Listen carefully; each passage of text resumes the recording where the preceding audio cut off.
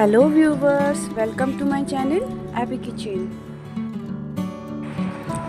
আজকে আমি সয়াবিনের একটা নতুন রেসিপি নিয়ে চলে এলাম। প্রথমে আমি সয়াবিন নিয়ে নিলাম। সয়াবিন একটু গ্যাসেতে একটা প্যানেতে একটু জল গরম করে নিলাম। জল গরম করে ওর মধ্যে সয়াবিনগুলো দিয়ে দিলাম। এবার গ্যাসের ফ্লেমটাকে অফ করে সয়াবিনটাকে ওই গরম জলে কিছুক্ষণের জন্য ভিজতে রেখে দিলাম। এবার সয়াবিনটা কিছুক্ষণের জন্য চাপা দিয়ে রেখে দিলাম। প্রথমে কড়াতে তেল দিয়ে দিলাম, তারপর ওর মধ্যে গোটা জিরে, শুকনো লঙ্কা, তেজপাতা, লবঙ্গ, দালচিনি, এলাচ আর গোলমরিচ তেলের মধ্যে দিয়ে দিলাম। এই সবগুলো তেলের মধ্যে হয়ে গেলে এবারে লম্বা করে কেটে রাখা পেঁয়াজগুলো দিয়ে দেবো।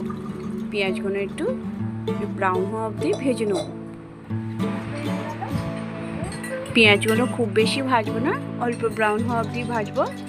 আমার অল্প ব্রাউন হয়ে গেছে। এবার এর মধ্যে লম্বা লম্বা সরু করে কেটে রাখা আলুগুলো দিয়ে দেবো।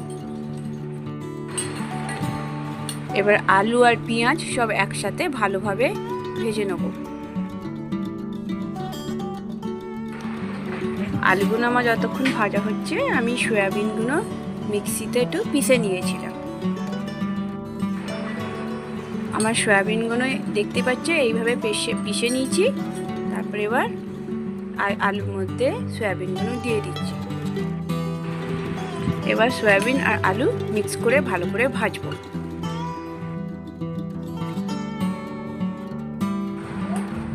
আলু আর সয়াবিনগুলো আমাদের ভালোভাবে ভাজা হয়ে গেছে। এবার এর মধ্যে আমি গ্রেট করে রাখা আদা আর রসুনের পেস্ট অ্যাড করে দেবো।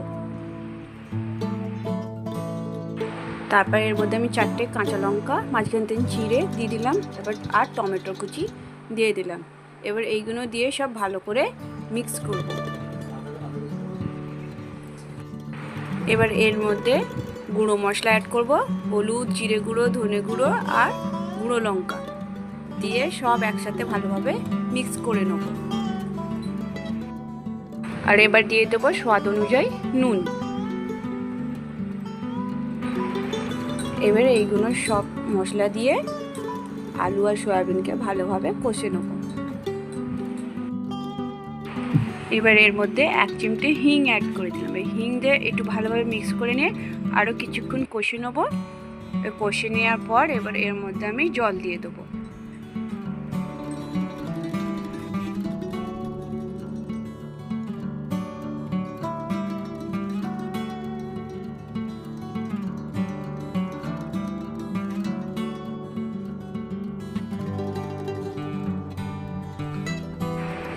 জলটা কিছুক্ষণ ফুটে যাওয়ার পর এবার ওর মধ্যে ঢাকনাটা দিয়ে দেবো আলুগুলোকে সেদ্ধ হওয়ার জন্য। কিছুক্ষণ পর ঢাকাটা খোলার পর দেখি আমার তরকারিটা ভালোভাবে ফুটে গেছে আর আলুগুলো প্রায় একটু সেদ্ধ হয়ে এসেছে। এখানে আমি ভালো করে ফুটিয়ে নিয়ে জলটাকে কম করে নেব।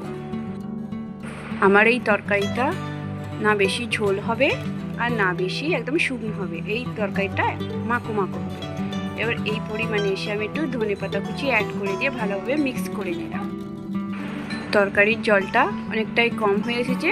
খুন্তি দিয়ে দেখছি প্রায় তরকারিটা নিচে একটু বসে যাচ্ছে, ওই জন্য নাড়িয়ে নিলাম। আর তরকারিটার মধ্যে একটু মাখো মাখো ভাব হয়ে এসেছে। এবার তরকারিটা গ্যাসের ফ্লেমটাকে অফ করে তরকারিটাকে নামিয়ে নেব।